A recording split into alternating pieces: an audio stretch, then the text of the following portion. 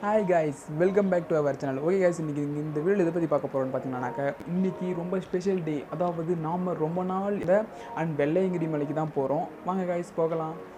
சுவாரஸ்யங்களும் and ரொம்ப வித்தியாசமாகவும் இருக்குமா அந்த 7 மலையும். அந்த 7 மலையை விசிட் பண்ண தான் போகிறோம்.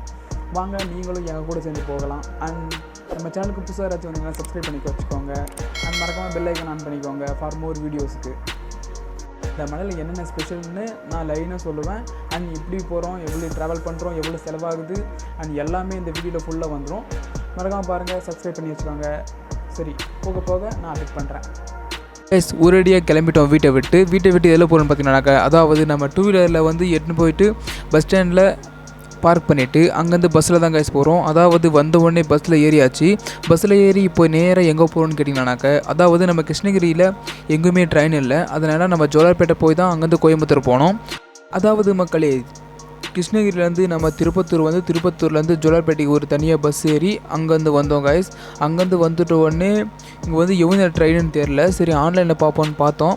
ஆன்லைனில் வந்து 12 மணி ட்ரெயின் இருந்துச்சு. 12 மணி ஆன்லைன் ட்ரெயினில் நாம் அந்த டிக்கெட் வாங்கிட்டு வெயிட் பண்ணிட்டு இருக்கோம் மக்களே. அது வரைக்கும் இங்கே இருக்கிற இதெல்லாம் சுற்றி பார்த்துட்டு ட்ரெயின் வந்துச்சு மக்களே. ட்ரெயின் வந்த உடனே இருடா, நான்லாம் ஓடுற ட்ரெயினில் ஒரு கையில் நிப்பாட்டுவேன், அதை லெஃப்ட் சைடுன்ட்டு ஜாலியாக ஃபன் பண்ணிவிட்டு விளையாடிட்டு இருந்தோம் மக்களே.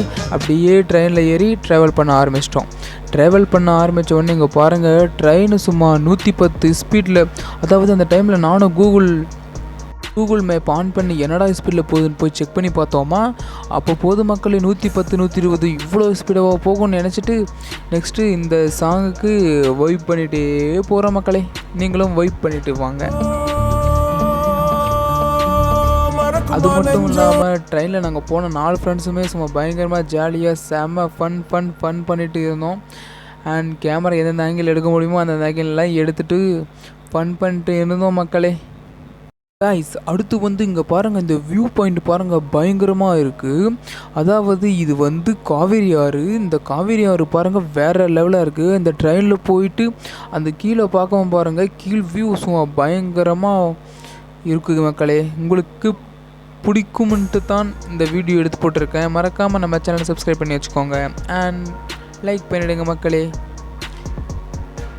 கைஸ், அந்த வியூ எப்படி இருந்துச்சுன்னு கமெண்ட் செக்ஷனில் கமெண்ட் பண்ணிவிடுங்க. ட்ரெயின் வந்து செம்ம காமெடி பண்ணுது மக்களே. ஒரு சில இடத்துல ஸ்லோவாகவும் இன்னொரு சில இடத்துல சும்மா 110 ஸ்பீடில் போகுது பாருங்கள் மக்களே. அந்த ஸ்பீடில் இயற்கை காட்சியை ரசிச்சுட்டு காதில் ஏர்பட்ஸ் போட்டு பாட்டு கேட்டு வர சுகம் இருக்கே வேறு லெவல் கைஸ். அடுத்தது நேராக கோயம்புத்தூர் ஸ்டேஷனுக்கு வந்துட்டோம் மக்களே. கோயம்புத்தூர் ஸ்டேஷனுக்கு வந்த உடனே அங்கேருந்து ஈசா கோயில்னு ஒரு பஸ் இருக்குது. அந்த ஈசா கோயிலுக்கு போகிற வழியில் ஒரு பஸ் இருக்குது. அந்த பஸ்ஸில் ஏறிட்டோம் மக்களே. நெக்ஸ்ட்டு ஏறிட்ட பிறகால அங்கேருந்து கோயில்கிட்ட வந்துட்டோம் மக்களே. கோயிலுக்கு வந்தோடனே நிறைய பேர் அன்னதானம் போட்டாங்க. இந்த கோயிலோட சிறப்பம்சம் என்னன்னு கேட்டிங்கன்னாக்க, அதாவது இந்த கோவிலில் வந்து நீங்கள் வந்து ஒருத்தருக்கு அன்னதானம் போட்டாக்க அதாவது 1000 பேருக்கு போட்ட மாதிரி கணக்குன்னு சொல்கிறாங்க. அதாவது எங்களுக்கு கீழே இருந்தவங்க சொன்னாங்க அன்னதானம் போட்டிருந்தாங்க அவங்க. அடுத்த மக்களே, இங்கே வந்து நெக்ஸ்ட்டு ரொம்ப மலை ஏறதுக்கு ரொம்ப இம்பார்ட்டண்டான ஒன்று தான் குச்சி. அந்த குச்சி வந்து நாங்கள் 30 ரூபா கொடுத்து வாங்கிட்டோம் மக்களே. கைஸ், ஒரு வழியாக வெள்ளையங்கிரி மலை வந்து ரீச் பண்ணிட்டோம். இன்னும் கொஞ்ச நேரத்தில் ஏற போகிறோம் மலை. உங்களுக்கு முக்கியமாக ஒன்று சொல்லணுனாக்க, அங்கேருந்து 30 ரூபா குடிச்சு குச்சியை வாங்காதீங்க மக்களே. மேலே பல லட்சக்கணக்கில் குச்சி போட்டு வச்சுருக்காங்க. உங்களுக்கு தேவையான சைஸில் தேவையானதாக எடுத்துக்கோங்க. அடுத்து என்னடா இது இவ்வளோ கூட்டமாக பேக்கெல்லாம் செக் பண்ணிட்டுருக்கான்னு கேட்கலாம். அதாவது அந்த மலையில் வந்து பிளாஸ்டிக் வந்து அவைலபிள் இல்லை கைஸ். அதாவது நீங்கள் வந்து ஒரு பிளாஸ்டிக் கவர் கூட எடுத்து போகக்கூடாதுன்னு சொன்னாங்க. சரி, நாங்களும் எங்கள் பேக்கை பிரிச்சுட்டு அதுலேருந்து பிளாஸ்டிக் கவரெல்லாம் எடுத்து ரிமூவ் பண்ணிவிட்டு மலை ஸ்டார்ட் பண்ணிட்டோம் கைஸ். மலை ஏறணும் பாருங்கள், சும்மா அந்த கஷ்டத்தை வந்து நான் வெளியில் சொல்லவே கூடாது. ஏன்னா அவ்வளோ கஷ்டம் கைஸ். அவ்வளோ கஷ்டப்பட்டு தான் அந்த சாமியை பார்க்கணுன்னு போல் பாருங்கள் கைஸ். நாங்கள் வந்து நைட்டு இப்போ கிட்டத்தட்ட இங்கேருந்து ஒரு 8 மணிக்கு ஸ்டார்ட் பண்ணோம். போக ஃபஸ்ட்டு மலை ஏறதுக்கு அவ்வளோ கஷ்டம். இப்போ கைஸ் ஃபுல் டயர்டு இருந்தாலும் நாங்கள் நிற்கவே இல்லை எந்த இடத்துலையும். அதாவது ஃபஸ்ட்டு மலையான வெள்ளை விநாயகர் கோயிலை வந்து ரீச் பண்ணப்போ தான் ஒரு பெரிய மூச்சே வந்துச்சு கைஸ். வந்துட்டு அங்கே இருக்கிற சாமிக்கிட்ட ஒரு செல்ஃபி எடுத்துகிட்டு தரிசனம் பண்ணிவிட்டு நேராக அடுத்த மலை 2வது மலையில் காலை வைக்கிறோம் மக்களே.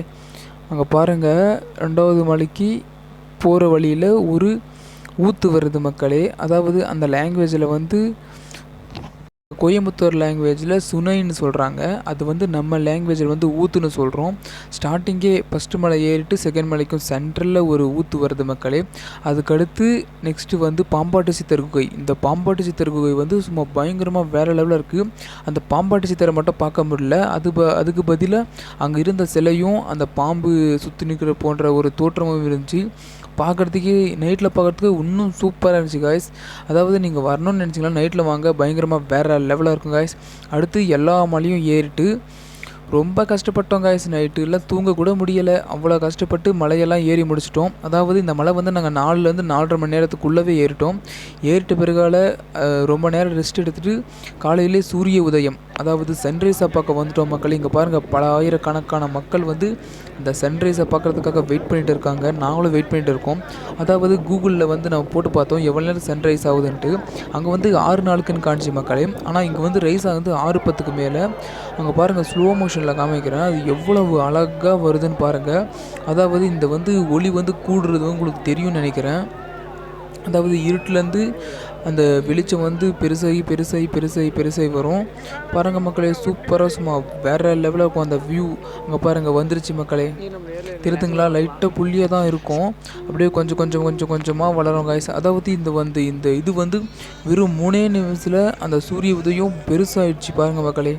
ஃபஸ்ட்டு இந்த மாதிரி இருக்குது. இன்னும் கொஞ்ச நேரம் கழித்து பாருங்கள் மக்களே, நம்ம வந்து பார்க்கவே முடியாது, அந்தளவுக்கு ஒரு எஃபெக்டாக ஆகிடும். இந்த சன்ரைஸை பார்த்துட்ட பிறகால அங்கே இருந்த இயற்கை காட்சியெல்லாம் பாருங்கள் மக்களே. நீங்களும் இந்த மாதிரி ஊட்டி கொடைக்கானல் இந்த 7 மலையும் ஏறிட்டு பிறகால அங்கே இருக்கும் பாருங்கள் இயற்கை காட்சி. அந்த இயற்கை காட்சிக்கெல்லாம் இதில் போய் ஒன்றுமே இல்லை மக்களே. நம்ம வந்து கீழேருந்து எவ்வளோ கஷ்டப்பட்டு வேணால் மேலே ஏறி வந்திருக்கலாம். அந்த இயற்கை காட்சியையும் அங்கே இருக்கிற குளத்தில் குளித்த அனுபவத்தையும் மட்டும் மறக்கவே முடியாது.